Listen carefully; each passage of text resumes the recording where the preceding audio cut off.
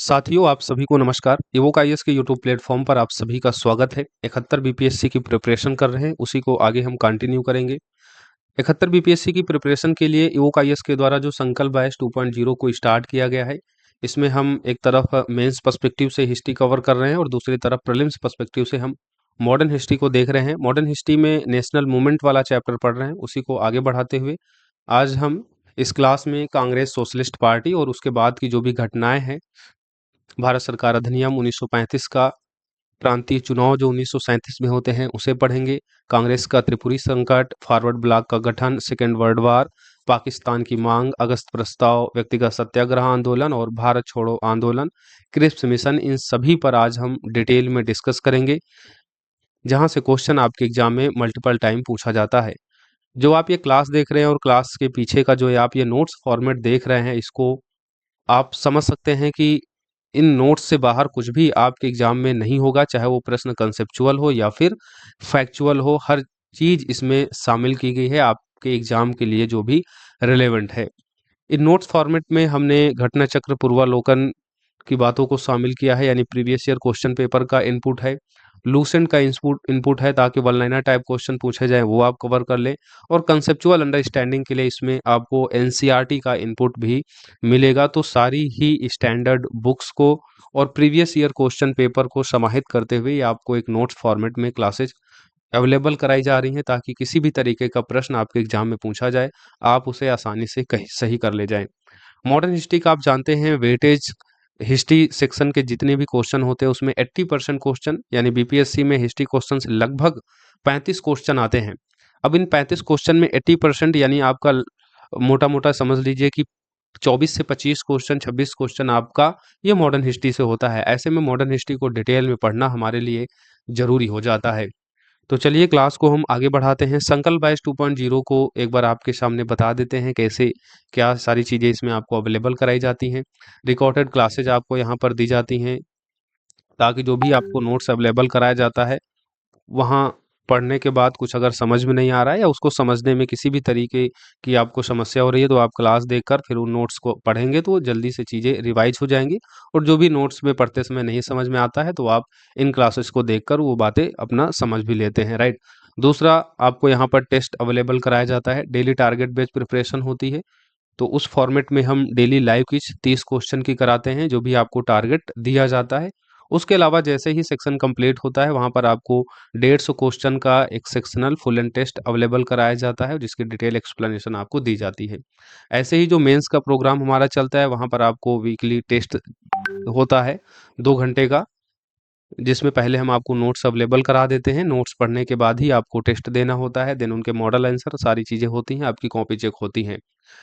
Daily target based preparation है, एक mentorship programme है, इसलिए पढ़ाई से संबंधित कभी भी कोई आपको समस्या होती है तो आप मुझे कॉल मैसेज करके पूछ सकते हैं। फी स्ट्रक्चर यहाँ पर दिया गया है, वीडियो को पॉज करके एक बार आप देख लीजिए। 6306473800 हमारा नंबर है, इस नंबर पर कॉल मैसेज करके इसके बारे में आप जानकारी ले सकते हैं। बाकी इस बैच से जुड़ने का पूरा प्रोसेस यहाँ पर दिया गया है, एक बार इसे अच्छे से देख लीजिए। चलिए क्लास को शुरू करते हैं। सबसे पहले आज की जो घटना है हमारी, कांग्रेस सोशलिस्ट पार्टी को हम देखते हैं। मई 1934 में पटना में कांग्रेस समिति की एक बैठक के दौरान कुछ सदस्यों की एक अलग से बैठक हुई, जिसमें all India Congress socialist party की स्थापना हुई। तो सबसे पहला क्वेश्चन तो यही बनता है कि कांग्रेस सोशलिस्ट पार्टी की स्थापना किस वर्ष हुई और ये कहाँ हुई। तो कहाँ हुई, तो ये पटना में हुई, इसलिए ये आपके बीपीएससी पॉइंट ऑफ व्यू से बहुत इंपॉर्टेंट हो जाता है। और वर्ष कौन सा होगा, तो 1934 का। कांग्रेस सोशलिस्ट पार्टी को स्टैब्लिश करने वाले जो प्रमुख व्यक्ति होते हैं, उसमें एक नाम आता है जयप्रकाश नारायण का, और दूसरा नाम है इसमें आचार्य नरेंद्र देव का। जयप्रकाश नारायण कांग्रेस सोशलिस्ट पार्टी के महासचिव बनते हैं और आचार्य नरेंद्र देव इसके अध्यक्ष बनते हैं। अन्य इसके सदस्य होते हैं, जिसमें आप देखते हैं अच्युत पटवर्धन, अशोक मेहता, मीनू मशानी, डॉक्टर राम मनोहर लोहिया, यूसुफ मेहर अली, गंगा शरण सिंह, कमला देवी चट्टोपाध्याय आदि। ये महत्वपूर्ण नाम है जो कांग्रेस सोशलिस्ट पार्टी को इस्टेब्लिश करने में इनका योगदान रहा है, जिसमें मुख्य योगदान जयप्रकाश नारायण, आचार्य नरेंद्र देव का रहा है। और उसके अलावा भी कुछ नाम यहाँ पर दिए गए हैं जो इसमें शामिल थे। आपसे पूछ लिया जाता है कि कांग्रेस सोशलिस्ट पार्टी से निम्नलिखित में से कौन सा व्यक्ति संबंधित नहीं है। ऐसे में जब आपको इससे संबंधित सभी प्रमुख व्यक्तियों के नाम पता होते हैं तो आप उस प्रश्न का सही उत्तर दे पाते हैं। कांग्रेस सोशलिस्ट पार्टी को स्टैब्लिश करने का उद्देश्य क्या था? तो समानता के आधार पर समाजवाद की स्थापना करना। हालांकि इसने दलित वर्गों, अल्पसंख्यकों के लिए पृथक निर्वाचन की वकालत नहीं की, ये याद रखिएगा। ऐसे स्टेटमेंट आपके एग्जाम में पूछे जाते हैं। तो कांग्रेस सोशलिस्ट पार्टी को क्यों स्थापित किया गया, इसका उद्देश्य क्या था? तो समानता के आधार पर समाजवाद की स्थापना करना, राइट। समानता के आधार पर समाजवाद की स्थापना करना। लेकिन याद रखिएगा, कांग्रेस सोशलिस्ट पार्टी के द्वारा समानता के आधार पर समाजवाद को इस्टेब्लिश किया जा रहा था, लेकिन जो दलित वर्ग, अल्पसंख्यक हैं या अन्य जो भी पिछड़े वर्ग के लोग हैं, उनको अलग से निर्वाचन करने की वकालत यहाँ से नहीं की गई थी। एक मोटा मोटा उद्देश्य था कि हमें समानता के आधार पर समाजवाद को इस्टेब्लिश करना है, जिसमें अलग से निर्वाचन संबंधित कोई भी प्रावधान नहीं था दलित वर्गों, अल्पसंख्यकों के लिए, राइट। स्टेटमेंट इंपॉर्टेंट है, आपसे पूछा जाता है। युवाओं को कम्युनिस्ट पार्टी की ओर ले जाने से रोकना भी इस कांग्रेस सोशलिस्ट पार्टी का एक प्रमुख उद्देश्य था, क्योंकि इन दिनों देखा जा रहा था कि जो भी नेशनल मूवमेंट है धीरे धीरे कमजोर हो रहे थे और एक नई विचारधारा भारत में स्टैब्लिश हो रही थी जो कम्युनिस्टवाद से काफी ज्यादा प्रभावित थी। ऐसे में युवाओं को कम्युनिस्ट विचारधारा की ओर ले जाने से रोकने के लिए भी इस कांग्रेस सोशलिस्ट पार्टी को स्टैब्लिश किया गया, क्योंकि कम्युनिस्टवाद और समाजवाद लगभग इक्वली है। समाजवाद थोड़ा उदारवाद तरीके से समानता की बात करता है और जो कम्युनिस्टवाद होता है बहुत एग्रेसिव तरीके से समानता की बात करता है। तो युवाओं को कम्युनिस्टवाद या कम्युनिस्ट पार्टी की ओर जाने से रोकने के लिए कांग्रेस सोशलिस्ट पार्टी की स्थापना की गई, क्योंकि इनके उद्देश्य लगभग लगभग एक समान जैसे दिखाई देते हैं, राइट। इसका गठन कांग्रेस पार्टी के भीतर एक समाजवादी समूह द्वारा गांधी जी के साथ वैचारिक मतभेद के कारण हुआ और इस पार्टी को 1948 में भंग कर दिया गया था, राइट। कांग्रेस सोशलिस्ट पार्टी ने ब्रिटिश उत्पादों व करों के बहिष्कार का समर्थन किया, न कि करों के अपवंचन का। तो ये स्टेटमेंट इंपॉर्टेंट है। कांग्रेस सोशलिस्ट पार्टी ने जो ब्रिटिश उत्पाद होते हैं उनके बहिष्कार का समर्थन किया, करों के बहिष्कार का समर्थन किया, मतलब कर न दिया जाए, और जो ब्रिटिश वस्तुएं हैं उनका बहिष्कार किया जाए, इसका समर्थन कांग्रेस सोशलिस्ट पार्टी करती थी। लेकिन करों के अपवंचन, अपवंचन का मतलब क्या होता है? अपवंचन मतलब होता है चोरी करना। तो करों की चोरी करने का समर्थन कांग्रेस सोशलिस्ट पार्टी ने नहीं किया था, बल्कि करों के बहिष्कार का समर्थन किया था।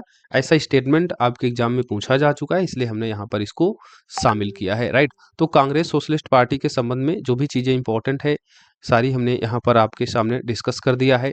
कब इसका गठन होता है, कहाँ होता है, कौन से व्यक्ति इसमें शामिल होते हैं, इसका क्या उद्देश्य होता है। एक बार मैं फिर से इसको रिवाइज करता हूँ।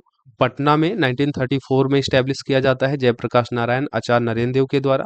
और भी इसमें कई अन्य व्यक्ति शामिल होते हैं, जिसमें अच्युत पटवर्धन, अशोक मेहता, मीनू मसानी, डॉक्टर राम मनोहर लोहिया, यूसुफ मेहर अली, गंगा शरण सिंह, कमला देवी चट्टोपाध्याय आदि। जयप्रकाश नारायण इसके महासचिव होते हैं, आचार्य नरेंद्र देव इसके अध्यक्ष बनते हैं। समानता के आधार पर समाजवाद को स्टैब्लिश करना इसका उद्देश्य होता है। हालांकि इसने दलित वर्गों, अल्पसंख्यकों के लिए पृथक निर्वाचन की वकालत नहीं की थी। युवाओं को कम्युनिस्ट पार्टी की ओर जाने से रोकना भी इसका एक उद्देश्य था। इसका गठन कांग्रेस पार्टी के भीतर एक समाजवादी समूह के द्वारा गांधी जी के साथ वैचारिक मतभेद के कारण हुआ था और बाद में इस पार्टी को 1948 में भंग किया गया था। कांग्रेस सोशलिस्ट पार्टी ने ब्रिटिश उत्पादों, करों के बहिष्कार का समर्थन किया था, न कि करों के अपवंचन का, यानी न कि करों के चोरी का। अक्टूबर से नवंबर 1934 में कांग्रेस सोशलिस्ट पार्टी की जो बैठक है वो मुंबई में बुलाई जाती है, जिसकी अध्यक्षता करते हैं डॉक्टर संपूर्णानंद, और इसी दौरान इसकी नीतियां, कार्य प्रणाली तय की जाती है। तो कांग्रेस सोशलिस्ट पार्टी को स्टैब्लिश करने के बाद में इसकी जो पहली बैठक बुलाई जाती है मुंबई में बुलाई जाती है डॉक्टर संपूर्णानंद की अध्यक्षता में, अक्टूबर नवंबर 1934 में। और इसी बैठक के दौरान कांग्रेस सोशलिस्ट पार्टी की क्या नीतियां होंगी, इसके क्या कार्य प्रणाली होगी, ये सारी बातें तय की जाती हैं। सुभाष चंद्र बोस और जवाहरलाल नेहरू समाजवादी पार्टी के समर्थन थे, ये बात आपको याद रखना है। जयप्रकाश नारायण के बारे में जान लेते हैं। इनका जन्म अक्टूबर 1902 में हुआ था। बलिया सिताब दियारा एक गांव है जो सारण डिस्ट्रिक्ट में पड़ता है। इनकी मृत्यु 8 अक्टूबर 1989 में हुई थी। कहाँ? पटना में। तो जन्म इनका 11 अक्टूबर 1902 में सारण डिस्ट्रिक्ट बलिया सिताब दियारा गांव में। मृत्यु 8 अक्टूबर 1979 में कहाँ हुई थी? तो पटना में। इनकी उपाधि याद रखिएगा, इनको लोक नायक के नाम से भी जाना जाता है। 1942 में भारत छोड़ो आंदोलन के दौरान इन्होंने डॉक्टर राम मनोहर लोहिया, अरुण आसफ अली के साथ मिलकर गुप्त रूप से भारतीय जनता को संगठित किया था और आप जानते हैं इनके द्वारा एक आज़ाद दास्ता का भी गठन किया गया था। जब भारत छोड़ो आंदोलन को हम पढ़ेंगे तो वहाँ पर और डिटेल में इनके बारे में जानेंगे, राइट। अभी के लिए आप लोग इतना जानिए, इनका जन्म कहाँ हुआ, इनकी मृत्यु कहाँ हुई, किस वर्ष में इनका जन्म और मृत्यु हुई, इनकी उपाधि क्या थी। तो लोक नायक थी 1942 में भारत छोड़ो आंदोलन के दौरान डॉक्टर राम मनोहर लोहिया, अरुण आसफ अली के साथ मिलकर इन्होंने गुप्त रूप से भारतीय जनता को संगठित किया, यानी जो भारत छोड़ो आंदोलन के दौरान भूमिगत आंदोलन हुए थे इसमें उन्होंने महत्वपूर्ण भूमिका निभाई थी। 5 जून 1975 में पटना के गांधी मैदान में संपूर्ण क्रांति का इन्होंने आह्वान किया था इंदिरा गांधी के द्वारा, जो आंतरिक आपातकाल लगाया जाता है बेसिकली उसके अगेंस्ट में, राइट। कब? 5 जून 1975 को पटना के गांधी मैदान में इन्होंने संपूर्ण क्रांति का आह्वान किया था। वर्ष 1999 में इन्हें मरणोपरांत भारत रत्न भी दिया गया था। अप्रैल 1946 में जयप्रकाश नारायण की रिहाई के लिए जयप्रकाश दिवस मनाया जाता है। पटना के बांकीपुर मैदान में एक जनसभा हुई अप्रैल 1946 में, जिसमें राजनीतिक बंदियों को जेल में रखने की सरकारी नीति की आलोचना हुई तथा जयप्रकाश नारायण की रिहाई की मांग भी वहां की गई थी और उसी के फलस्वरूप फिर जयप्रकाश नारायण को अप्रैल 1946 में रिहा कर दिया गया था और जब इनको रिहा किया गया था तो उस दिन जयप्रकाश दिवस मनाया गया था, राइट। ये तो हो गया कांग्रेस सोशलिस्ट पार्टी और जयप्रकाश नारायण के बारे में। अब हम आगे बढ़ेंगे और भारत सरकार अधिनियम 1935 के बारे में डिस्कस करेंगे। भारत सरकार अधिनियम 1935 कैसे बना, इसके पीछे की क्या पृष्ठभूमि थी। तो आप जानते हैं मार्च 1933 में एक श्वेत पत्र का प्रकाशन किया जाता है। तृतीय गोलमेज जो सम्मेलन होता है, तृतीय गोलमेज सम्मेलन के दौरान जो भी चर्चाएं होती है उन चर्चाओं को अंतिम रूप से एक श्वेत पत्र के रूप में प्रकाशित किया जाता है मार्च 1933 में, और इसके विचारार्थ एक संयुक्त प्रवर समिति का गठन किया जाता है। समिति की रिपोर्ट के आधार पर फिर भारत सरकार अधिनियम 1935 बनता है।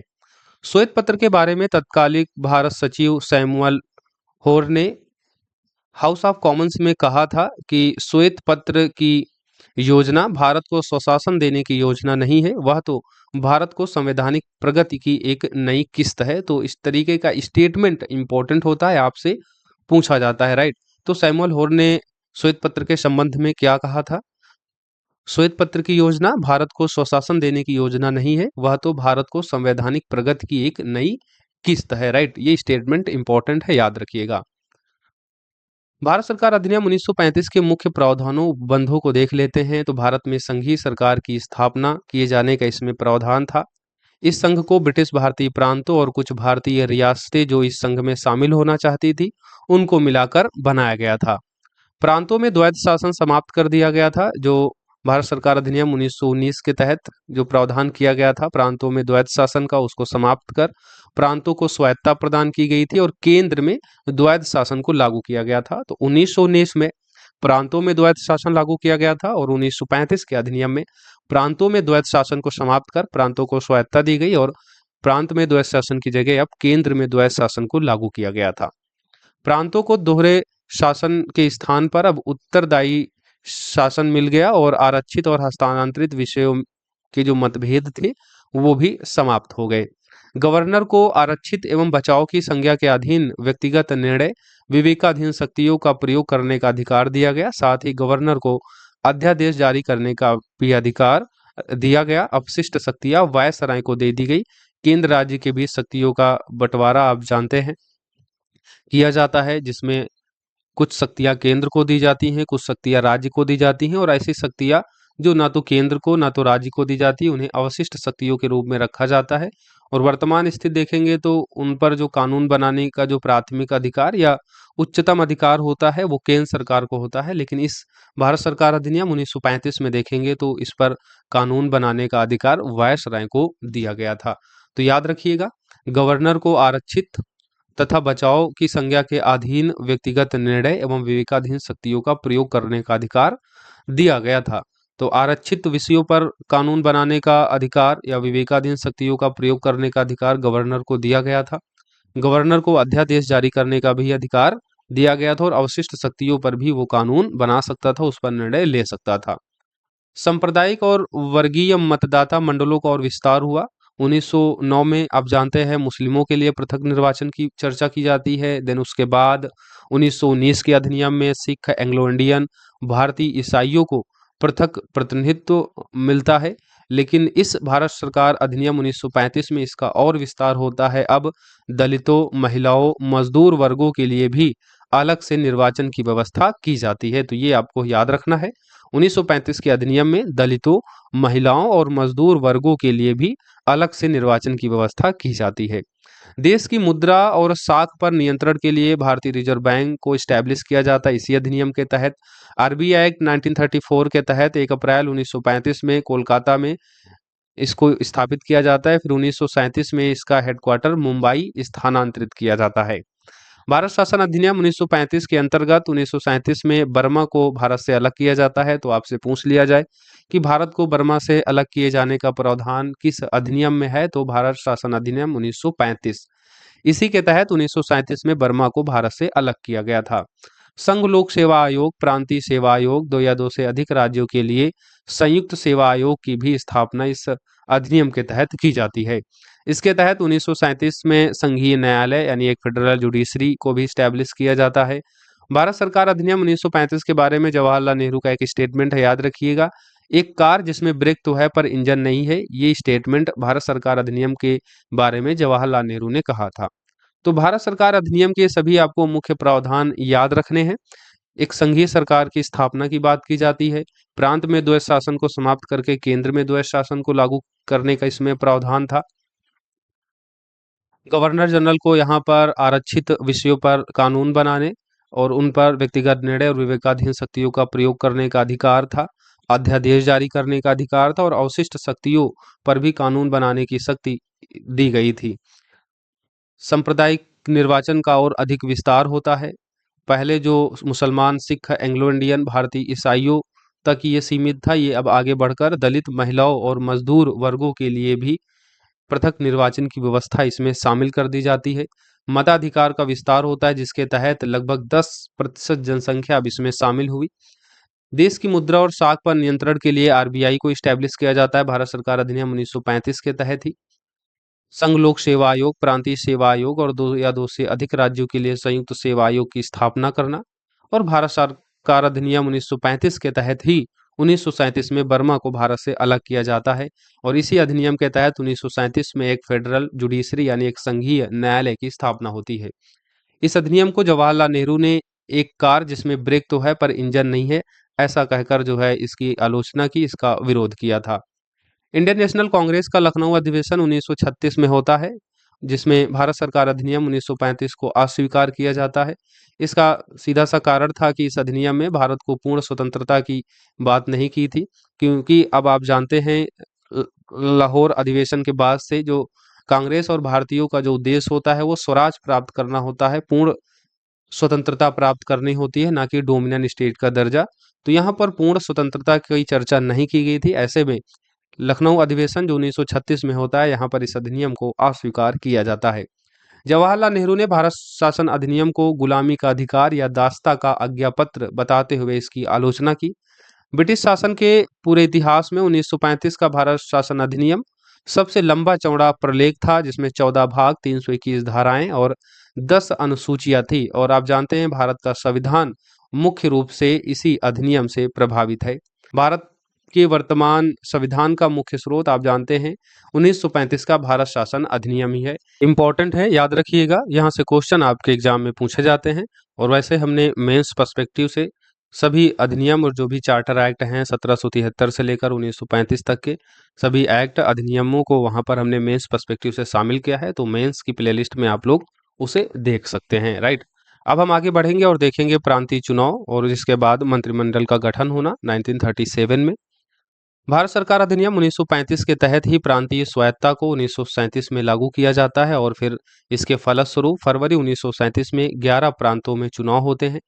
11 प्रांतों में कौन कौन से प्रांत शामिल हैं, तो इसमें मुंबई, मद्रास, मध्य प्रांत, संयुक्त प्रांत, उड़ीसा, असम, पंजाब, बंगाल, सिंध और पश्चिमोत्तर प्रांत, राइट। तो भारत सरकार अधिनियम 1937 के तहत हमने अभी पीछे देखा कि वहां पर अब प्रांतीय स्वायत्ता दी जाती है, प्रांतों के द्वैध शासन को समाप्त कर दिया जाता है। इस प्रांतीय स्वायत्ता के फलस्वरूप ही वहां पर अब चुनाव होते हैं।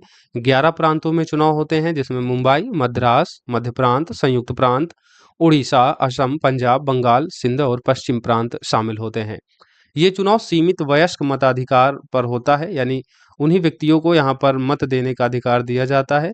और उस वो अधिकार बेसिकली आय, मतलब किसी व्यक्ति की आय कितनी है, वो कितना पढ़ा लिखा है, यानी कितना शिक्षित है, इसके आधार पर जो है मतदान देने का अधिकार लोगों को दिया गया था। तो ये आपको याद रखना है।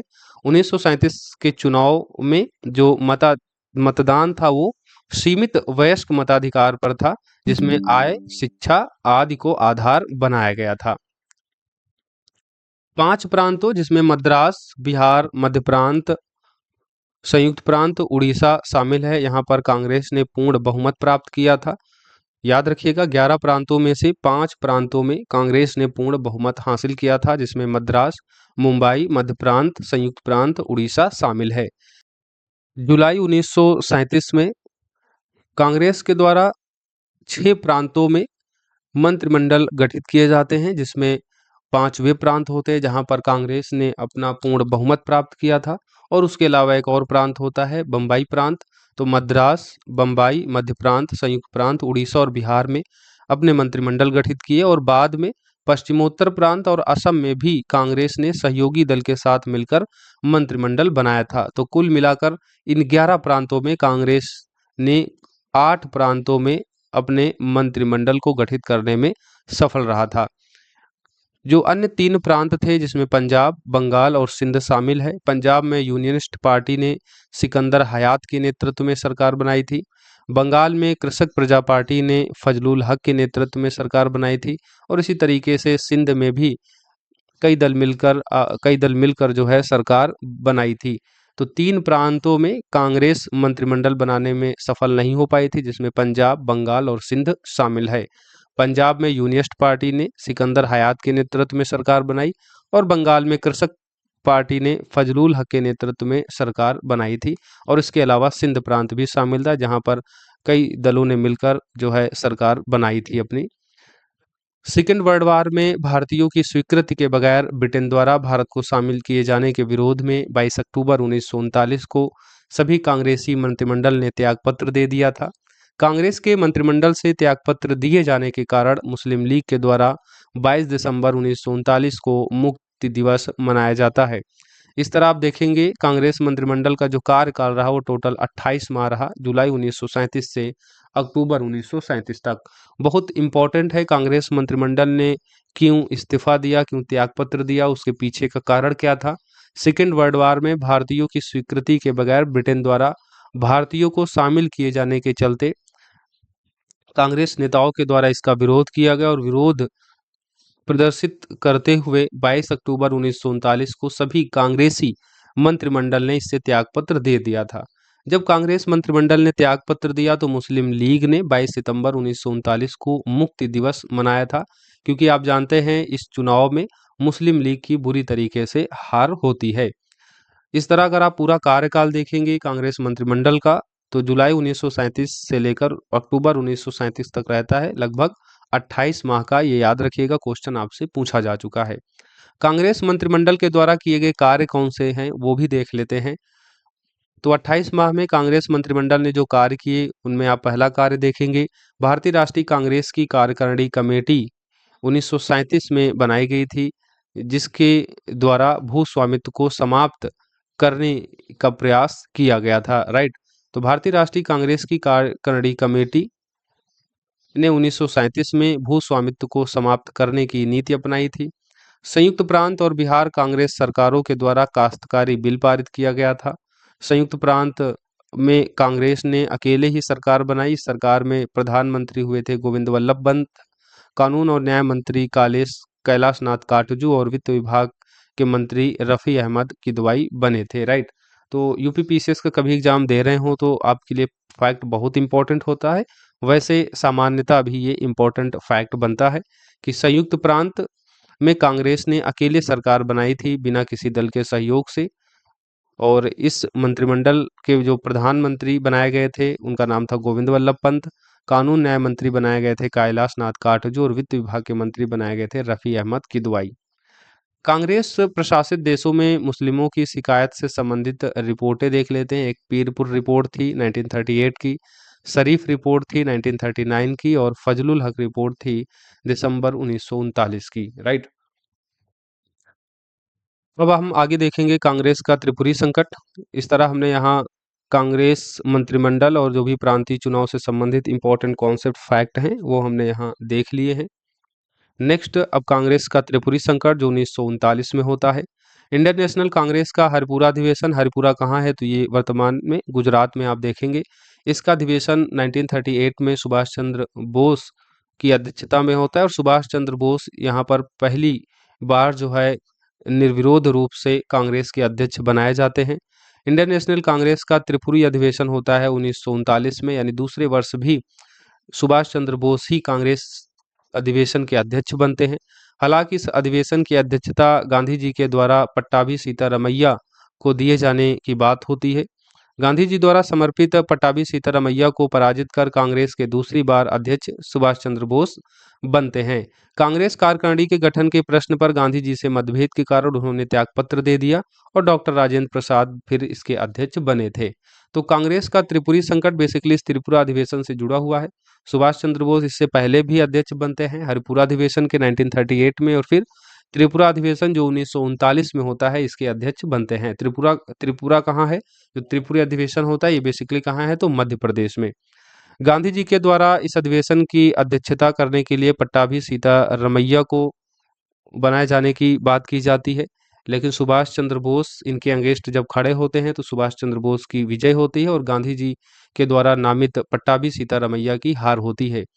ऐसे में फिर कांग्रेस कार्यकारिणी के गठन पर एक प्रश्न चिन्ह खड़ने लगता है, और गांधी जी से मतभेद के चलते फिर सुभाष चंद्र बोस अपना त्यागपत्र भी दे देते हैं। उनका मानना है कि गांधी जी जो सभी के लिए सम्मानित हैं, उनके द्वारा समर्पित व्यक्ति को हराकर अगर हम अध्यक्ष बनते हैं तो कहीं न कहीं वो उनके सम्मान में एक ठेस पहुँचती है, और इन सब के चलते जो वैचारिक मतभेद होता है, ऐसे में सुभाष चंद्र बोस फिर त्यागपत्र देते हैं। उसके बाद पट्टाभी सीतारमैया को भी इस अधिवेशन का अध्यक्ष नहीं बनाया जाता है, बल्कि फिर डॉक्टर राजेंद्र प्रसाद को इस त्रिपुरी अधिवेशन का अध्यक्ष बनाया जाता है। इसे याद रखिएगा, इंपॉर्टेंट है, क्वेश्चन यहाँ से मल्टीपल टाइम पूछा जा चुका है। सुभाष चंद्र बोस जब यहाँ से इस्तीफा दे देते हैं उसके बाद ये फॉरवर्ड ब्लॉक का गठन करते हैं मई 1939 में। कांग्रेस की अध्यक्षता से त्यागपत्र देने के पश्चात सुभाष चंद्र बोस के द्वारा इसको गठित किया जाता है। यह संगठन वामपंथी विचारधारा पर आधारित था, इस बात को याद रखिएगा, वामपंथी विचारधारा पर आधारित था ये फॉरवर्ड ब्लॉक, और इसका गठन कांग्रेस की अध्यक्षता से त्यागपत्र देने के पश्चात सुभाष चंद्र बोस द्वारा मई 1939 में किया जाता है। सुभाष चंद्र बोस के संबंध में एक बात आप लोग याद रखिएगा, सुभाष चंद्र बोस ने ब्रिटेन और जर्मनी के बीच जो सेकेंड वर्ल्ड वार होता है, द्वितीय विश्व युद्ध होता है, और उस विश्व युद्ध में ब्रिटेन की जो शक्ति होती है वो कमजोर पड़ जाती है। ऐसे में ब्रिटिश सरकार की कमजोर होती शक्ति का फायदा उठाकर उस पर एक जोरदार प्रहार कर कर भारत को स्वाधीन कराने का ये लक्ष्य बनाते हैं, और इसी लक्ष्य की पूर्ति में फॉरवर्ड ब्लॉक का गठन और अन्य सारे प्रयास शामिल होते हैं, जिसमें हम बाद में देखते हैं आजाद हिंद फौज का भी इनके द्वारा नेतृत्व किया जाता है। द्वितीय विश्व युद्ध के संबंध में कुछ बातें हम लोग देख लेते हैं। द्वितीय विश्व युद्ध 1939 से 45 तक होता है। इस दौरान ब्रिटिश प्रधानमंत्री विंस्टन चर्चिल होते हैं। भारत के वायसराय इस समय लॉर्ड लिनलिथगो थे। ये सब आपकी एग्जाम में पूछा जाता है। द्वितीय विश्व युद्ध 1939 से 1945 तक चलता है। इस दौरान ब्रिटिश प्रधानमंत्री विंस्टन चर्चिल और भारत के वायसराय लॉर्ड लिनलिथगो रहते हैं। कांग्रेस ने युद्ध में समर्थन के बदले भारत को स्वतंत्र राष्ट्र घोषित किए जाने का प्रस्ताव रखा था, किंतु लिनलिथगो ने भारतीय विधानमंडलों की सहमति के बिना ही भारत को युद्ध में शामिल कर लिया था और आपातकाल की घोषणा कर दी थी। इसके प्रत्युत्तर में अक्टूबर 1939 में कांग्रेस ने सभी प्रांतों से, जहां पर उन्होंने अपनी सरकार बनाई थी, अपने मंत्रिमंडल से त्यागपत्र दे दिया था, और पोलैंड पर नाजी हमले और नाजीवाद फांसीवाद की भर्त्सना भी की थी, किंतु यह भी घोषित किया था कि भारत किसी ऐसे युद्ध में शामिल नहीं हो सकता जो लोकतांत्रिक स्वाधीनता के लिए लड़ रहा हो, जबकि खुद उसे स्वाधीनता से वंचित रखा जा रहा हो। ये सेकेंड वर्ल्ड वार का सिनेरियो काफी इंपॉर्टेंट हो जाता है भारत के लिए, क्योंकि इस दौरान ब्रिटिश शक्ति कमजोर पड़ती है। एक तरफ क्रांतिकारी दल ब्रिटिश सरकार पर एक पुरजोर प्रहार करके भारत को स्वाधीनता प्राप्त कराने का प्रयास करती है, दूसरी तरफ कांग्रेस भी ये प्रस्ताव रखती है कि कांग्रेस या कह सकते हैं भारत युद्ध में तभी शामिल होगा जब भारत को स्वतंत्र राष्ट्र घोषित किया जाएगा। ऐसे में उस समय के तत्कालीन वायसराय लिनलिथगो इस पर किसी भी तरीके की सहमति वो नहीं प्रकट करते हैं, बल्कि भारत को बिना उनकी सहमति के, यानी बिना विधानमंडल की सहमति के, जो इस दौरान हम जानते हैं प्रांतीय चुनाव होने के बाद में मंत्रिमंडल का गठन हो चुका होता है, तो बिना उनकी सहमति के भारत को शामिल कर लिया जाता है। फिर इसके प्रत्युत्तर में कांग्रेस के सभी मंत्रिमंडल के द्वारा त्यागपत्र दिया जाता है अक्टूबर 1939 में, और उनके द्वारा स्टेटमेंट दिया जाता है कि भारत के लिए नाजीवाद फांसीवाद वैसे ही है जैसे साम्राज्यवाद है। भारत किसी ऐसे युद्ध में शामिल नहीं हो सकता जो लोकतांत्रिक स्वाधीनता के लिए लड़ रहा हो, जबकि खुद उसे स्वाधीनता से वंचित रखा जा रहा हो। भारत का कहना था कि भारत इस युद्ध में तभी शामिल होगा जब उसे स्वतंत्र राष्ट्र घोषित कर दिया जाएगा, राइट। हालांकि इस पर किसी भी तरीके की प्रतिक्रिया ब्रिटिश सरकार के द्वारा नहीं दी जाती है, बल्कि बिना कांग्रेस मंत्रिमंडल से सहमति लिए हुए भारत को शामिल कर लिया जाता है। और फिर उसी की प्रतिक्रिया स्वरूप कांग्रेस मंत्रिमंडल के द्वारा त्यागपत्र दिया जाना और आगे व्यक्तिगत सत्याग्रह का भी ये कारण बनता है। व्यक्तिगत सत्याग्रह आंदोलन शुरू होने से पहले पाकिस्तान की मांग एक बार फिर से जोर पकड़ती है। मार्च 1940 में मुस्लिम लीग के लाहौर अधिवेशन जो 22 से 24 मार्च 1940 में होता है, जिसकी अध्यक्षता मोहम्मद अली जिन्ना के द्वारा की जाती है। इस अधिवेशन में भारत से अलग एक मुस्लिम राष्ट्र की मांग की जाती है। याद रखिएगा, पाकिस्तान की मांग जो है वो मुस्लिम लीग के लाहौर अधिवेशन 1940 में की जाती है, जिसकी अध्यक्षता मोहम्मद अली जिन्ना करते हैं।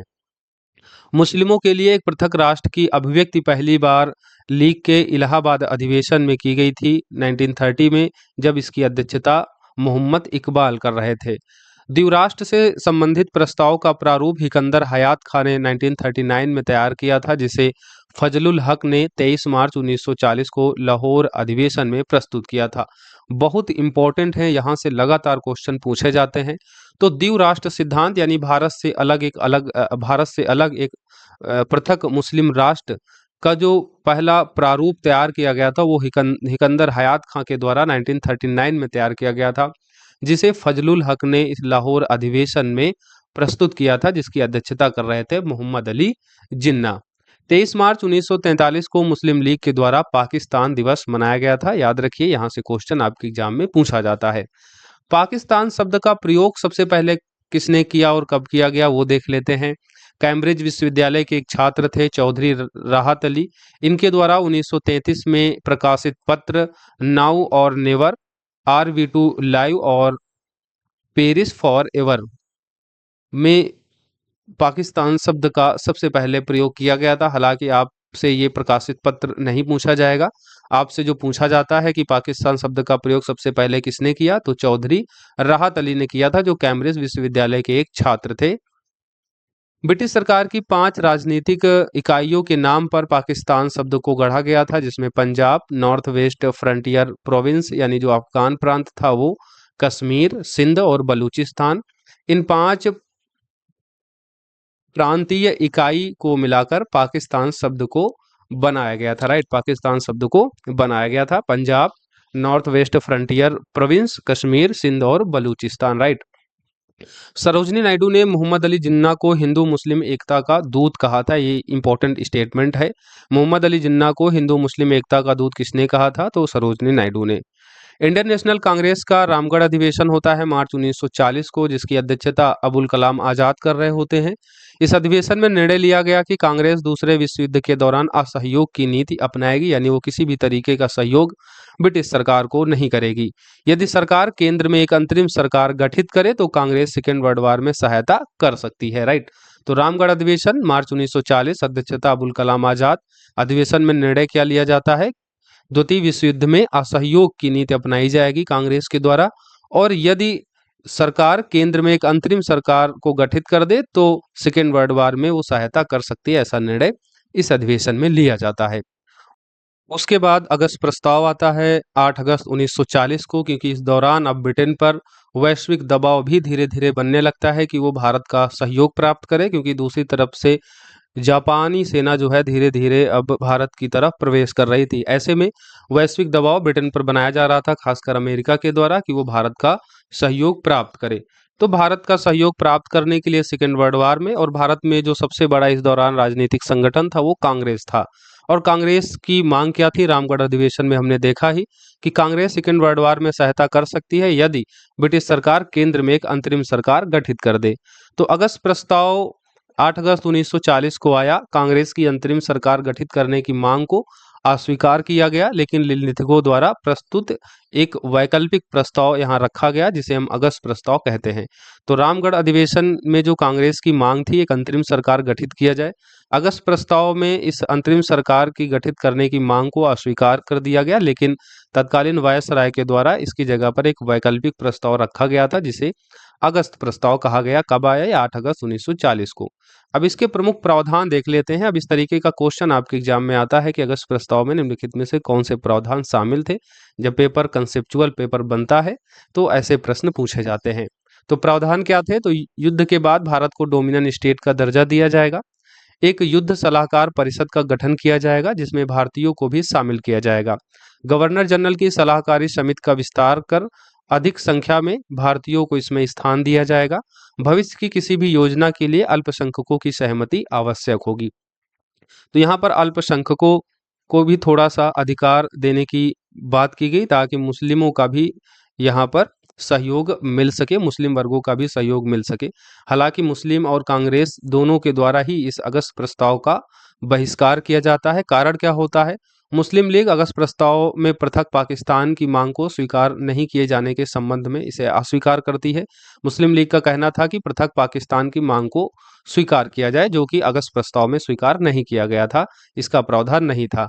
और कांग्रेस ने क्यों इसको अस्वीकार किया? क्योंकि यहाँ पर डोमिनियन स्टेट की चर्चा की गई थी और डोमिनियन स्टेट का मुद्दा पहले ही अब अप्रासंगिक हो गया था। लाहौर अधिवेशन के बाद कांग्रेस का जो लक्ष्य था, भारत का जो लक्ष्य था, वो भारत को पूर्ण स्वतंत्रता देने का था, राइट। तो डोमिनियन स्टेट जो है वो कांग्रेस को स्वीकार नहीं था, जिसके चलते अगस्त प्रस्ताव को ना तो कांग्रेस और ना ही मुस्लिम लीग के द्वारा स्वीकार किया गया था। यहाँ पर जवाहरलाल नेहरू का एक स्टेटमेंट भी है अगस्त प्रस्ताव के संबंध में। जिस डोमिनियन स्टेट की स्थिति पर यह प्रस्ताव आधारित है वह दरवाजे में जड़ी जंग लगी कील के समान है। तो याद रखिएगा, आपसे पूछा जाता है कि ये स्टेटमेंट जो है किसका है, और दूसरा प्रश्न हो जाता है कि इस स्टेटमेंट को जवाहरलाल नेहरू के द्वारा किस घटना के दौरान दिया गया था। तो याद रखिए, अगस्त प्रस्ताव के संबंध में जवाहरलाल नेहरू ने क्या कहा कि जिस डोमिनियन स्टेट की स्थिति पर यह प्रस्ताव आधारित है वह दरवाजे में जड़ी जंग लगी कील के समान है। अब आगे फिर शुरू होता है व्यक्तिगत सत्याग्रह। अक्टूबर 1940 से शुरू होता है, 1941 तक चलता है। इसे हम दिल्ली चलो आंदोलन भी कहते हैं। 17 अक्टूबर 1940 को पवनार आश्रम जो महाराष्ट्र में है, यहाँ से गांधी जी के द्वारा स्वतंत्र अभिव्यक्ति के अधिकार की पुष्टि के लिए इसकी शुरुआत होती है। उद्देश्य क्या होता है? ब्रिटिश सरकार के उस दावे को खोखला साबित करना कि भारत की जनता सेकेंड वर्ल्ड वॉर में सरकार के साथ है। अगस्त प्रस्ताव को पूरी तरीके से यहाँ पर अस्वीकार किया जाता है और ब्रिटिश सरकार की भारत नीति के प्रति नैतिक विरोध की प्रतीकात्मक अभिव्यक्ति की जाती है। तो व्यक्तिगत सत्याग्रह पूरी तरीके से एक असहयोगात्मक आंदोलन होता है, अहिंसात्मक आंदोलन होता है। दिल्ली चलो आंदोलन भी कहा जाता है। यहाँ पर गांधी जी निर्देश देते हैं कि सत्याग्रही सत्याग्रही ब्रिटिश सरकार के उस दावे को खोखला साबित करने के संबंध में कि भारत सेकेंड वर्ल्ड वॉर में उनके साथ है, इस संबंध में वो जागरूकता फैलाते हुए गांव-गांव तक जाएंगे और इस दौरान यदि ब्रिटिश सरकार उनको गिरफ्तार नहीं करती है तो वो दिल्ली तक मूव ऑन करेंगे, दिल्ली तक इस बात की चर्चा करते हुए जाएंगे। इसलिए इसको दिल्ली चलो आंदोलन भी कहा जाता है, राइट। ये आंदोलन शुरू कहाँ से होता है? तो 17 अक्टूबर 1940 को पवनार आश्रम, याद रखिएगा, महाराष्ट्र में है। यहाँ से गांधी जी ने स्वतंत्र अभिव्यक्ति के अधिकार की पुष्टि के लिए इसकी शुरुआत की, जिसका उद्देश्य था सरकार के उस दावे को खोखला साबित करना कि भारत द्वितीय विश्व युद्ध में सरकार के साथ है। अगस्त प्रस्ताव को यहाँ पूरी तरीके से अस्वीकार किया जाता है और ब्रिटिश सरकार की भारत की जो शोषणात्मक और दमनात्मक नीतियां हैं उनका विरोध करके एक प्रतीकात्मक अभिव्यक्ति व्यक्त की जाती है। व्यक्तिगत सत्याग्रह के लिए गांधी जी ने पहले सत्याग्रही के रूप में विनोबा भावे को नियुक्त किया, दूसरे सत्याग्रही बनाए जाते हैं जवाहरलाल नेहरू और तीसरे बनाए जाते हैं ब्रह्मदत्त। मल्टीपल टाइम पूछा जाने वाला ये क्वेश्चन है, याद रखिएगा। पहले सत्याग्रही विनोबा भावे, दूसरा सत्याग्रही जवाहरलाल नेहरू और तीसरे सत्याग्रही ब्रह्मदत्त। युद्ध के खिलाफ बोलने पर विनोबा भावे को गिरफ्तार कर जेल भेज दिया जाता है। बाद में जवाहरलाल नेहरू और ब्रह्मदत्त को भारतीय रक्षा अधिनियम के तहत गिरफ्तार कर लिया जाता है। तो ये याद रखिएगा कि इन सत्याग्रहियों को गिरफ्तार किया जाता है। व्यक्तिगत सत्याग्रह के दौरान अगर मैं सही गेस कर पा रहा हूं तो इस सत्याग्रह के दौरान 25,000 से अधिक सत्याग्रहियों को गिरफ्तार किया जाता है ब्रिटिश सरकार के द्वारा। विनोबा भावे की चर्चा की गई है तो इनके संबंध में कुछ अन्य बातें आप जान लीजिए।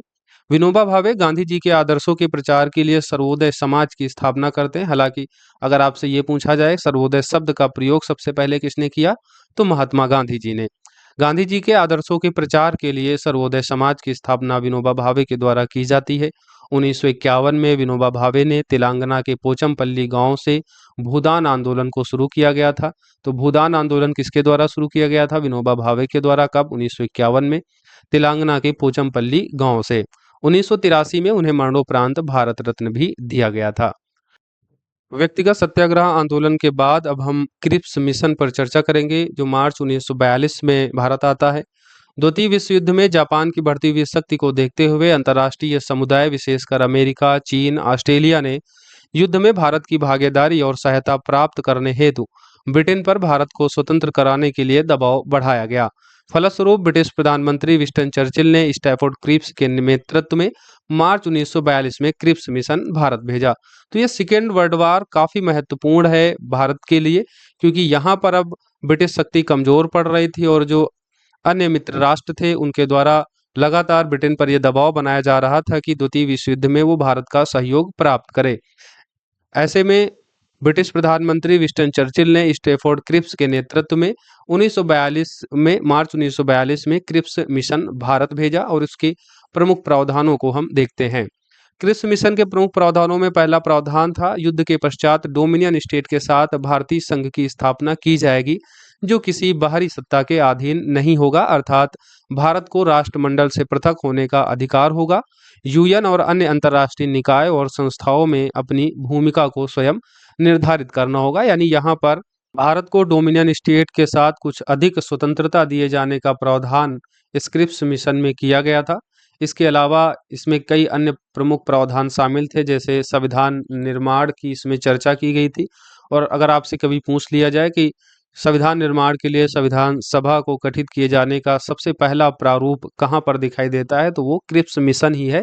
हालांकि संविधान सभा का जो गठन होता है वो कैबिनेट मिशन के आधार पर किया जाता है, राइट। संविधान निर्माण हेतु संविधान निर्मात्री परिषद का गठन किया जाएगा जो संविधान सभा और संविधान का प्रारूप तैयार करेगी। इसमें कुछ सदस्य प्रांतीय विधायिका द्वारा निर्वाचित होंगे और कुछ सदस्य राजाओं द्वारा मनोनीत होंगे, यानी ये रियासत का जो प्रतिनिधित्व करेंगे, राइट। तो ये याद रखिएगा, संविधान निर्माण हेतु संविधान निर्मात्री परिषद का गठन किया जाएगा जो संविधान सभा और संविधान का प्रारूप तैयार करेगी। यानी पहली बार संविधान सभा और संविधान का प्रारूप तैयार करने का जो प्रस्ताव पारित होता है वो इस क्रिप्स मिशन में ही होता है। बाद में फिर कैबिनेट मिशन के तहत भारत के संविधान सभा का गठन किया जाता है जिसके द्वारा फिर भारत का संविधान बनाया जाता है। अगला इसमें प्रावधान शामिल था, यदि कोई प्रांत संघ में सम्मिलित होना ना चाहे तो ब्रिटेन उससे पृथक समझौता करेगा और अलग प्रांत को पृथक संविधान बनाने का अधिकार होगा। यानी ये भी प्रावधान था कि यदि कोई प्रांत संघ में शामिल नहीं होना चाहता है तो ब्रिटेन उससे अलग से समझौता करेगा और फिर उस प्रांत को पृथक संविधान बनाने का अधिकार भी दिया जाएगा। युद्ध के दौरान ब्रिटिश वायसराय की एक नई कार्यकारी परिषद का गठन किया जाएगा जिसमें भारतीय जनता के प्रमुख वर्गों के प्रतिनिधित्व शामिल होंगे, लेकिन रक्षा मंत्रालय ब्रिटिश नेतृत्व के पास ही होगा। उक्त व्यवस्था होने तक भारत की सुरक्षा ब्रिटेन करेगा। गवर्नर जनरल की समस्त शक्तियां पूर्ववत बनी रहेंगी। अब किस मिशन के साथ कांग्रेस की आधिकारिक वार्ता जवाहरलाल नेहरू और अबुल कलाम आजाद करते हैं? क्रिप्स मिशन के संदर्भ में गांधी जी जवाहरलाल नेहरू के क्या स्टेटमेंट थे वो देख लीजिए, जो आपके एग्जाम पॉइंट ऑफ व्यू से बेहद महत्वपूर्ण है। गांधी जी का कहना है क्रिप्स मिशन के संबंध में यह आगे की तारीख का चेक है, यानी पोस्ट डेटेड चेक था जिसका बैंक नष्ट होने वाला है। तो याद रखिएगा, गांधी जी का स्टेटमेंट है क्रिप्स मिशन के संदर्भ में, यह आगे की तारीख का चेक है जिसका बैंक नष्ट हो चुका था। जवाहरलाल नेहरू का स्टेटमेंट है क्रिप्स मिशन के संबंध में, इस योजना को स्वीकार करना भारत को अनिश्चित खंडों में विभाजित करने के लिए मार्ग प्रशस्त करना था। यानी क्रिप्स मिशन में ये प्रावधान किया गया था कि अगर कोई प्रांत संघ में शामिल नहीं होना चाहता है तो वो ब्रिटेन से अलग से समझौता करे और फिर ब्रिटिश सरकार उसे पृथक संविधान बनाने का अधिकार देगी। तो ऐसे में जवाहरलाल नेहरू ने स्टेटमेंट दिया था कि इस योजना को अगर स्वीकार किया जाता है तो भारत को अनिश्चित खंडों में विभाजित करने के लिए एक मार्ग प्रशस्त करना होगा। पट्टाभी सीतारमैया का क्या स्टेटमेंट है क्रिप्स मिशन के संबंध में? यह अगस्त प्रस्ताव का प्रवर्धित संस्करण मात्र है और कुछ नहीं। तो किसने स्टेटमेंट दिया था क्रिप्स मिशन के संबंध में? यह अगस्त प्रस्ताव का प्रवर्धित संस्करण मात्र है, तो पट्टाभी सीतारमैया ने। क्रिप्स प्रस्ताव को कांग्रेस मुस्लिम लीग दोनों के द्वारा यहाँ अस्वीकार किया जाता है, क्योंकि कांग्रेस के द्वारा डोमिनियन स्टेट की जो बात ब्रिटिश सरकार के द्वारा की जा रही थी वो अप्रासंगिक थी, और जो इसमें प्रांतों को संघ से अलग होने की चर्चा की गई थी ये भी कांग्रेस के लिए स्वीकार नहीं था। और मुस्लिम लीग के द्वारा क्यों इसे अस्वीकार किया गया? क्योंकि क्रिप्स मिशन में पृथक पाकिस्तान की चर्चा नहीं की गई थी, पृथक राष्ट्र का प्रावधान शामिल नहीं किया गया था। वायसराय लॉर्ड लिलिथगो 1936 से 1943 तक भारत के वायसराय रहते हैं, और माना जाता है वायसराय के रूप में इनका सबसे लंबा ये कार्यकाल था।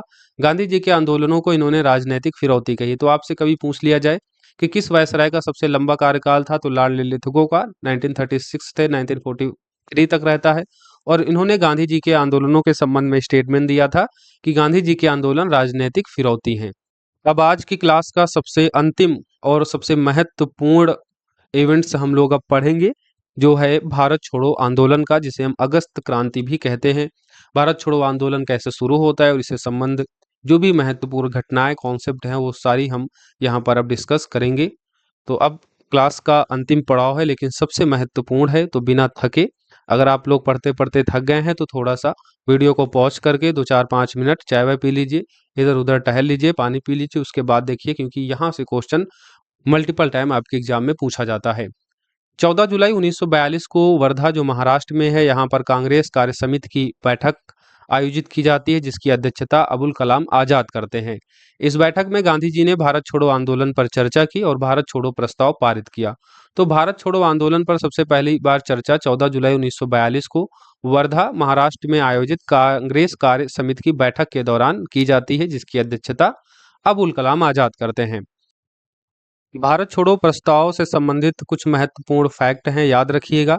भारत छोड़ो प्रस्ताव का जो आलेख है ये महात्मा गांधी के द्वारा बनाया जाता है, जवाहरलाल नेहरू और अबुल कलाम आजाद के सहयोग से। याद रखिएगा, इंपॉर्टेंट है।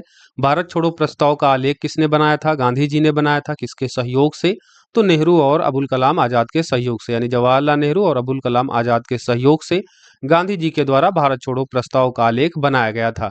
इसे जवाहरलाल नेहरू ने प्रस्तावित किया था, जिसका समर्थन वल्लभ भाई पटेल ने किया था। Hindu Mahasabha, Muslim League, Communist Party of India, Unionist Party of Punjab के द्वारा भारत छोड़ो आंदोलन का समर्थन नहीं किया गया था। बहुत महत्वपूर्ण है, पूछा जाएगा कि भारत छोड़ो आंदोलन का समर्थन किसके द्वारा नहीं किया गया? तो हिंदू महासभा के द्वारा इसका समर्थन नहीं किया गया, ना ही मुस्लिम लीग ने इसका समर्थन किया, और इसके अलावा कम्युनिस्ट पार्टी ऑफ इंडिया और यूनिस्ट पार्टी ऑफ पंजाब ने भी भारत छोड़ो आंदोलन का समर्थन नहीं किया। तो ये चार महत्वपूर्ण पार्टियां हैं जिसने भारत छोड़ो आंदोलन का समर्थन नहीं किया था: Hindu Mahasabha, Muslim League, Communist Party of India और यूनिस्ट पार्टी ऑफ पंजाब। 7 से 8 अगस्त 1942 मुंबई के ग्वालियर टैंक में अखिल भारतीय कांग्रेस कमेटी की वार्षिक बैठक होती है, जिसमें वर्धा प्रस्ताव यानी भारत छोड़ो प्रस्ताव की पुष्टि होती है। तो भारत छोड़ो प्रस्ताव आप जानते हैं, वर्धा महाराष्ट्र में कांग्रेस कार्य समिति की बैठक के दौरान इस पर चर्चा की जाती है और इसे पारित किया जाता है। फिर आगे 7-8 अगस्त 1942 के दौरान जब बम्बई के ग्वालियर टैंक में अखिल भारतीय कांग्रेस कमेटी की वार्षिक बैठक होती है, तो इसमें वर्धा प्रस्ताव यानी जिसे हम भारत छोड़ो प्रस्ताव कहते हैं, इसकी पुष्टि की गई और 8 अगस्त 1942 को थोड़े बहुत संशोधनों के बाद भारत छोड़ो प्रस्ताव को स्वीकृति दे दी गई थी। फिर उसके अगले ही दिन 9 अगस्त 1942 को भारत छोड़ो आंदोलन प्रारंभ हुआ। भारत छोड़ो आंदोलन प्रारंभ होने के एक दिन पूर्व यानी 8 अगस्त को गांधी जी के द्वारा कुछ दिशा निर्देश दिए गए थे कि कैसे इस आंदोलन को हमें आगे चलाना है और क्या क्या बातें इसमें शामिल होंगी। तो आंदोलन के प्रारंभ होने के एक दिन पूर्व गांधी जी ने जो निर्देश दिए थे, जो घोषणाएं की थी, ये भी आपके लिए इम्पोर्टेंट है। तो भारत छोड़ो आंदोलन के दौरान सरकारी कर्मचारी नौकरी नहीं छोड़ेंगे, लेकिन कांग्रेस के प्रति अपनी निष्ठा की घोषणा करेंगे। सैनिक अपने देशवासियों पर गोली चलाने से इनकार कर देंगे।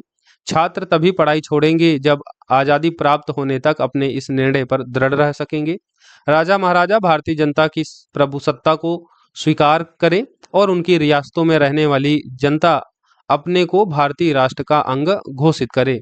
इस दौरान इन्होंने नारा भी दिया था, यानी गांधी जी ने नारा दिया था, हम भारत को या तो आज़ाद करेंगे या आज़ादी के प्रयास में दिवंगत होंगे, यानी करो और मरो का नारा दिया था। आपसे पूछा जाता है कि गांधी जी ने करो या मरो का नारा कब दिया था, तो भारत छोड़ो आंदोलन के दौरान।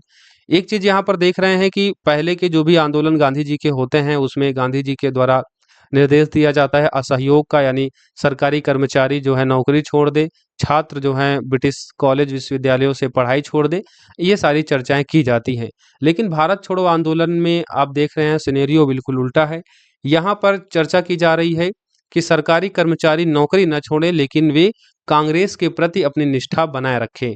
सैनिक अपने देशवासियों पर गोली चलाने से इनकार करें, यानी सैनिक नौकरी नहीं छोड़ेंगे, लेकिन वे अपने देशवासियों पर गोली चलाने से इनकार कर देंगे।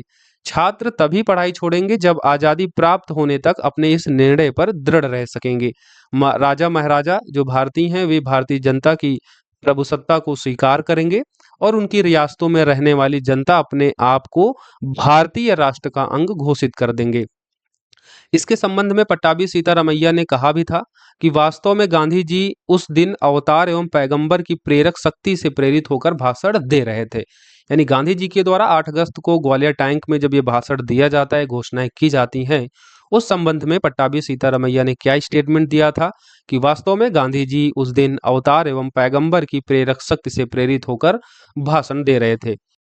गांधी जी ने अपने भाषण में करो और मरो का नारा भी दिया था।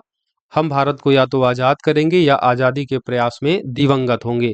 भारत छोड़ो का नारा और साइमन गो बैक का नारा यूसुफ मेहर अली ने सृजित किया था। इस बात को आप लोग याद रखिएगा। प्रचलित गांधी जी ने किया भारत छोड़ो का नारा, लेकिन इसका सृजन किसने किया, तो यूसुफ मेहर अली ने। और यूसुफ मेहर अली के द्वारा साइमन गो बैक का भी नारा सृजित किया गया था। 9 अगस्त 1942 को, यानी 8 अगस्त को ग्वालियर टैंक से गांधी जी के द्वारा घोषणाएं की जाती हैं और उसके अगले ही दिन 9 अगस्त 1942 को आंदोलन प्रारंभ होता है। लेकिन आरंभ होते ही ऑपरेशन जीरो आवर के तहत ब्रिटिश सरकार के द्वारा गांधी जी समेत अन्य शीर्ष नेताओं को गिरफ्तार कर लिया जाता है और इसके बाद क्षेत्रीय स्तर पर जो है लोगों के द्वारा इस आंदोलन को आगे बढ़ाया जाता है। इसी के चलते जो है इस आंदोलन को स्वतः स्फूर्त आंदोलन भी कहा जाता है, क्योंकि आंदोलन शुरू होते ही उसी दिन ऑपरेशन जीरो के तहत ब्रिटिश सरकार के द्वारा गांधी जी समेत शीर्ष नेताओं को गिरफ्तार कर लिया जाता है। ऐसे में इस आंदोलन का नेतृत्व जो है कोई नहीं कर रहा होता है, ये स्वतः स्फूर्त आंदोलन बन जाता है। यहाँ पर अलग अलग स्थानीय स्तर पर जो है लोगों के द्वारा भारत छोड़ो आंदोलन को आगे बढ़ाया जाता है, विभिन्न वर्गों के द्वारा, जिसमें किसान, छात्र, महिलाएं और अन्य क्रांतिकारी दल शामिल होते हैं। अब यहाँ पर आपसे पूछा जाता है कि जो प्रमुख शीर्ष नेताओं को गिरफ्तार किया जाता है, इन्हें कहाँ रखा जाता है, यानी किस जेल में इनको रखा जाता है। तो गांधी जी कस्तूरबा गांधी, सरोजनी नायडू को गिरफ्तार कर पूना के आगा खा पैलेस में रखा जाता है। जवाहरलाल नेहरू को गिरफ्तार करके अल्मेडा जेल में रखा जाता है। मौलाना अबुल कलाम आज़ाद को बांकुड़ा जेल में रखा जाता है गिरफ्तार करके। राजेंद्र प्रसाद को बांकीपुर जेल पटना में रखा जाता है। जयप्रकाश नारायण, शिव कुमार, रामानंद, इन्हें हजारीबाग जेल में रखा जाता है। गोविंद वल्लभ पंत, पट्टाभी सीतारामैया, जेबी कृपलानी समेत अन्य लोगों को अहमदनगर में रखा जाता है। इंपॉर्टेंट है यहाँ से प्रश्न सुमेलित करने के लिए, या फिर एक स्टेटमेंट में भी आपसे क्वेश्चन पूछा जाता है कि महात्मा गांधी को भारत छोड़ो आंदोलन के दौरान गिरफ्तार करके किस जेल में रखा गया था। ऐसे ही जवाहरलाल नेहरू, राजेंद्र प्रसाद, जयप्रकाश नारायण आदि के बारे में भी पूछा जाता है, तो याद रखिएगा ये, राइट। इस तरह आंदोलन के आरंभ होते ही शीर्ष नेताओं की गिरफ्तारी के कारण इसे स्वतः स्फूर्त जन आंदोलन कहा गया। स्वतः स्फूर्त जन विद्रोह के मुख्य केंद्र कौन कौन से थे, तो पूर्वी उत्तर प्रदेश में बलिया, आजमगढ़, गोरखपुर था और बिहार में गया, भागलपुर, सारण, पूर्णिया, शाहाबाद, मुजफ्फरपुर और चंपारण थे। नवंबर 1942 में जयप्रकाश नारायण योगेंद्र शुक्ला के साथ हजारीबाग जेल से फरार हो गए और नेपाल की तराई में बकरी का टापू में अखिल भारतीय आजाद दास्ता का गठन करते हैं। तो जयप्रकाश नारायण को गिरफ्तार कर लिया जाता है और हजारीबाग जेल में रखा जाता है, लेकिन बाद में नवंबर 1942 में जयप्रकाश नारायण योगेंद्र शुक्ला के सहयोग से हजारीबाग जेल से फरार होने में सफल रहते हैं और जेल से फरार होने के बाद ये नेपाल की तराई की बकरी का टापू में अखिल भारतीय आजाद दास्ता का गठन करते हैं। तो बकरी का टापू याद रखिएगा, नेपाल की तराई में है। यहीं पर किसके द्वारा अखिल भारतीय आजाद दास्ता का गठन किया जाता है? तो जयप्रकाश नारायण के द्वारा। भारत छोड़ो आंदोलन के दौरान कांग्रेस के भूमिगत रेडियो का संचालन भी किया जाता है, जिसमें उषा मेहता, राम मनोहर लोहिया, अन्य प्रमुख व्यक्ति जिन्होंने भूमिगत छिपकार आंदोलन को आगे बढ़ाया, जिसमें यूसुफ मेहर अली का नाम महत्वपूर्ण है, अरुण आसफ अली जिनको हम ग्रैंड ओल्ड लेडी के नाम से भी जानते हैं। अभी next year UP PSS exam में ये पूछा जा चुका है और अन्य स्टेट पीसीएस की आप पीवाईक्यू देखेंगे तो कई बार ये प्रश्न आया है कि ग्रैंड ओल्ड लेडी किससे संबंधित है? तो ये अरुण आसफ अली से संबंधित नाम है।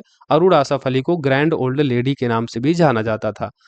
भूमिगत आंदोलन से जुड़े अन्य व्यक्तियों में अच्युत पटवर्धन और जयप्रकाश नारायण महत्वपूर्ण थे। तो भारत छोड़ो आंदोलन के दौरान कांग्रेस के भूमिगत रेडियो का संचालन किया जाता है, मुंबई के विभिन्न भागों से प्रसारित होता है, जिसे मद्रास तक सुना जा सकता था। और इस भूमिगत आंदोलन कर रहे लोगों में उषा मेहता, राम मनोहर लोहिया, यूसुफ मेहर अली, अरुण आसफ अली जिन्हें ग्रैंड ओल्ड लेडी भी कहते हैं, अच्युत पटवर्धन, जयप्रकाश नारायण प्रमुख रूप से शामिल होते हैं। भारत छोड़ो आंदोलन से उत्पन्न दंगे बिहार और संयुक्त प्रांत में सबसे व्यापक होते हैं, क्योंकि स्वतः स्फूर्त जन आंदोलन के महत्वपूर्ण केंद्र भी यहीं पर थे। पूर्वी उत्तर प्रदेश जिसमें बलिया, आजमगढ़, गोरखपुर, और बिहार में गया, भागलपुर, सारण, पूर्णिया, शाहाबाद, मुजफ्फरपुर और चंपारण शामिल होते हैं। तो भारत छोड़ो आंदोलन से उत्पन्न जो दंगे होते हैं वो बेसिकली बिहार और संयुक्त प्रांत यानी उत्तर प्रदेश में सबसे अधिक व्यापक देखे जाते हैं। भारत छोड़ो आंदोलन में भागीदार कौन कौन रहे? तो छात्र, मजदूर, कृषक इस आंदोलन की रीढ़ रहे। देशी रियासतें, सरकारी अधिकारी, महिलाएं आदि ने भी इसमें बढ़ चढ़कर हिस्सा लिया। तो भारत छोड़ो आंदोलन में प्रमुख भागीदारी छात्रों की रही, मजदूर, कृषकों की रही। देशी रियासतें, सरकारी अधिकारी, महिलाओं ने भी इसमें बढ़ चढ़कर हिस्सा लिया। हालांकि उच्च वर्ग और नौकरशाह सामान्यतः इससे तटस्थ रहे। तो याद रखिएगा, उच्च वर्ग और नौकरशाही वर्ग इस आंदोलन से लगभग तटस्थ रहा। आंदोलन का समर्थन किसने नहीं किया? तो हिंदू महासभा, मुस्लिम लीग, राष्ट्रीय Swayamsevak Sangh, communist Party of India और यूनिस्ट पार्टी ऑफ पंजाब ने भारत छोड़ो आंदोलन का समर्थन नहीं किया था। जिन्ना के नेतृत्व में मुस्लिम लीग ने आंदोलन की निंदा की थी और अंग्रेजों का इसमें साथ दिया था। राष्ट्रीय स्वयंसेवक संघ के संबंध में आप लोग याद रखिएगा कि 1940 से 1947 तक किसी भी राष्ट्रीय आंदोलन में राष्ट्रीय स्वयंसेवक संघ ने हिस्सा नहीं लिया था। कम्युनिस्ट पार्टी ऑफ इंडिया ने प्रत्यक्ष तौर पर भारत छोड़ो आंदोलन में समर्थन नहीं किया था, लेकिन स्थानीय स्तर पर सैकड़ों कम्युनिस्टों ने इसमें भाग लिया था। राइट, तो प्रत्यक्ष तौर पर पार्टी इसमें शामिल नहीं थी, लेकिन इससे जुड़े अनेक कम्युनिस्ट थे जो स्थानीय स्तर पर भारत छोड़ो आंदोलन का समर्थन कर रहे थे। और यूनिस्ट पार्टी ऑफ पंजाब ने भी भारत छोड़ो आंदोलन का समर्थन नहीं किया और न ही हिंदू महासभा ने। अब कुछ इंपॉर्टेंट तथ्य हैं भारत छोड़ो आंदोलन से जुड़े हुए, जिसमें लुई फिशर जो अमेरिकी पत्रकार थे, ये गांधी जी के जीवनीकार भी हैं। भारत छोड़ो आंदोलन के दौरान ये गांधी जी के साथ थे। तो याद रखिएगा, आपसे पूछा जाता है भारत छोड़ो आंदोलन के दौरान अमेरिकी पत्रकार कौन थे जो गांधी जी के साथ थे? तो लुई फिशर, और लुई फिशर गांधी जी के जीवनीकार भी हैं। लॉर्ड लिनलिथगो ने 1942 के अगस्त आंदोलन को सिपाही विद्रोह के बाद सर्वाधिक गंभीर विद्रोह कहा। इसका कारण क्या था कि कुछ क्षेत्रों में किसान व्यापक जन आंदोलन में उठ खड़े हुए थे। तो लॉर्ड लिनलिथगो ने 1942 के इस भारत छोड़ो आंदोलन को सिपाही विद्रोह, जिसे हम 1857 की क्रांति के रूप में जानते हैं, उसके बाद ये सर्वाधिक गंभीर विद्रोह था। और उसका कारण क्या कहा कि कुछ क्षेत्रों में यहाँ पर किसान व्यापक जन आंदोलन के रूप में खड़े हो गए थे, यानी किसानों की यहाँ पर व्यापक भागीदारी देखी गई, जिसके चलते ये विद्रोह काफी व्यापक हो गया था। और इसी के चलते लॉर्ड लिनलिथगो ने अगस्त आंदोलन को यानी भारत छोड़ो आंदोलन को 1857 की क्रांति यानी सिपाही विद्रोह के बाद सर्वाधिक गंभीर विद्रोह कहा। बीमारी के कारण गांधी जी को 6 मई 1942 को रिहा कर दिया गया था। क्योंकि 9 अगस्त को इनको गिरफ्तार किया गया था ऑपरेशन जीरो के तहत, और फिर जेल में ये बीमार पड़ गए और बीमारी के कारण फिर अंग्रेजों को इन्हें रिहा करना पड़ा 6 मई 1942 को। एक स्टेटमेंट आपसे पूछा जाता है, एक शब्द आपसे पूछा जाता है, ऑपरेशन रूबिकॉन। तो ऑपरेशन रूबिकॉन शब्द बेसिकली जेल में गांधी जी के आमरण अनशन के संबंध में है। आगा खां पैलेस में गांधी जी को कैद किया जाता है, तो गांधी जी यहाँ पर आमरण अनशन करते हैं, उस संदर्भ में ये ऑपरेशन रूबिकॉन शब्द का इस्तेमाल किया जाता है। आगा खां पैलेस में ही भारत छोड़ो आंदोलन के दौरान गांधी जी को गिरफ्तार किया जाता है, यहाँ पर आमरण अनशन करते हैं, जिसके चलते गांधी जी बीमार पड़ते हैं, उनकी तबीयत खराब होती है और फिर 6 मई 1942 को अंग्रेज सरकार को इन्हें रिहा करना पड़ता है। तो आमरण अनशन से संबंधित है ये operation Rubicon, right. Gandhi ji के आमरण अनशन के संबंध में इसका उपयोग किया जाता है। भारत छोड़ो आंदोलन के दौरान देश में गठित कुछ समानांतर सरकारें थी, जैसे बलिया में अगस्त 1942 में गठित की गई थी, केवल एक सप्ताह के लिए, चित्तू पांडे के नेतृत्व में। इसी तरह तामलुक मिदानपुर पश्चिम बंगाल में पड़ता है। दिसंबर 1942 से सितंबर 1944 तक यहाँ पर समानांतर सरकार चलती है। सतीश सावंत के नेतृत्व में इसे गठित किया जाता है। यहाँ की जातीय सरकार ने तूफान पीड़ितों की सहायता के लिए कार्यक्रम भी प्रारंभ किया था। इसके अलावा समानांतर सरकारें भारत छोड़ो आंदोलन के दौरान सतारा महाराष्ट्र में स्टैब्लिश की जाती है। उड़ीसा के तलचर में भी कुछ समय तक समानांतर सरकार रहती है।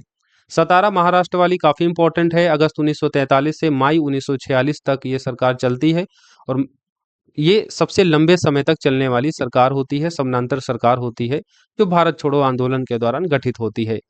प्रति सरकार के नाम से भी इसे जाना जाता है। वाई वी चौहान और नाना पाटिल के नेतृत्व में गठित ये समानांतर सरकार थी। तो बलिया में चित्तू पांडे के नेतृत्व में, तामलुक मिदानपुर में सतीश सावंत के नेतृत्व में, सतारा महाराष्ट्र में वाई वी चौहान नाना पाटिल के नेतृत्व में, और उड़ीसा के तलचर में भी ऐसी समानांतर सरकारें गठित की जाती हैं भारत छोड़ो आंदोलन के दौरान। भारत छोड़ो आंदोलन के दौरान बलदेव सहाय ने महाधिवक्ता पद से त्यागपत्र दे दिया था। आपसे पूछा जाता है कि भारत छोड़ो आंदोलन के दौरान महाधिवक्ता पद से त्यागपत्र देने वाले भारतीय कौन थे, तो बलदेव सहाय थे। तो इस तरीके से आज हमने कई महत्वपूर्ण घटनाओं पर डिस्कस किया है। कांग्रेस सोशलिस्ट पार्टी से लेकर भारत सरकार अधिनियम, प्रांतीय चुनाव 1937 के, फिर कांग्रेस का त्रिपुरी संकट, फॉरवर्ड ब्लॉक का गठन, सेकेंड वर्ल्ड वॉर का पूरा सिनेरियो, पाकिस्तान की मांग, अगस्त प्रस्ताव, क्रिप्स मिशन, भारत छोड़ो आंदोलन, व्यक्तिगत सत्याग्रह, ये सारे इम्पोर्टेंट जो महत्वपूर्ण इवेंट्स हैं आपके मॉडर्न हिस्ट्री से, जहां से आपसे प्रश्न लगातार पूछे जाते हैं, उन सभी पर हमने यहाँ डिटेल में डिस्कस किया है। अब प्रश्न किसी भी तरीके से यहाँ से पूछा जाए, अब आप उसे सही कर लेंगे, बशर्ते आप इनका मल्टीपल टाइम रिवीजन करें और घटना चक्र पूर्वालोकन जो पीवाईक्यू कंपाइलेशन होती है उससे अच्छे से प्रैक्टिस कर लें। इवोक आईएएस के द्वारा शुरू किए गए संकल्प बैच 2.0 में जुड़कर आप इनका नोट्स ले लेंगे और उसके अलावा प्रीलिम्स के जो टेस्ट सीरीज दिए जाएंगे सेक्शनल फुल लेंथ वो लगा लेंगे, तो आपकी और बढ़िया शानदार इसकी प्रैक्टिस हो जाएगी। बाकी 30 क्वेश्चनों की live quiz daily target based जो कराई जाती है उसमें भी पार्टिसिपेट होकर आप ज़्यादा से ज़्यादा प्रश्नों का अभ्यास करें, ताकि प्रीलिम्स एग्जाम आप आसानी से पास कर पाएँ। तो इस बैच से आप जुड़ सकते हैं, जहां पर आपको रिकॉर्डेड क्लासेज, एग्जाम ओरिएंटेड आपको ये सब नोट्स दिए जाएंगे जो आप क्लास में देख रहे हैं, हमारे hand written notes. Prelims mains के टेस्ट सीरीज यहाँ अवेलेबल होंगे। मेंस टेस्ट सीरीज के बाद आपकी कॉपी चेक होना, उनके मॉडल आंसर दिए जाना, सारी बातें इसमें शामिल हैं। और मेंस टेस्ट सीरीज इस प्रोग्राम में आपको मेंस का जो नोट्स है वो भी प्रॉपर अवेलेबल कराया जाएगा, उसके बाद ही टेस्ट लिया जाता है। तो पहले आपको नोट्स दिया जाता है, फिर आपका वीकली टेस्ट होता है, ताकि आपको इधर उधर से पढ़ने में जो समय वेस्ट होता है वो आपका ना हो। नोट्स पढ़ें, उसको अच्छे से प्रिपेयर करें, फिर टेस्ट लिखें। मेंटरशिप प्रोग्राम है, इसलिए यहाँ आपको पढ़ाई से संबंधित जो भी समस्या होती है तो आप मुझसे संपर्क कर सकते हैं। 6306473800 हमारा नंबर है, इस नंबर पर कॉल मैसेज करके इसके बारे में जानकारी ले सकते हैं। फीस स्ट्रक्चर दिया गया है, प्रीलिम्स के लिए केवल 19,999, केवल मेंस का 1499। दोनों का अगर आप प्रोग्राम लेते हैं तो इसकी फीस पड़ेगी केवल 1999। ज्वाइन होने के लिए ये हमारा पेमेंट नंबर है 6306473800, इस पर आप पेमेंट करके स्क्रीनशॉट आप मुझे इसी नंबर के व्हाट्सएप पर भेज देंगे, तो आपको यहाँ जोड़ दिया जाएगा, जहाँ पर आपको सारे इवोक आईएएस के संकल्प बैच 2.0 के एक्सेस अवेलेबल हो जाएंगे। बाकी अन्य कोई जानकारी लेना है तो आप मुझे इसी नंबर पर कॉल मैसेज कर सकते हैं।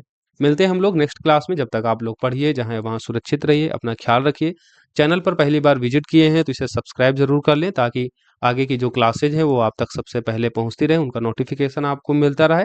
देन टेलीग्राम का लिंक हमने डिस्क्रिप्शन बॉक्स में ऐड कर दिया है, उसे ज्वाइन कर ले।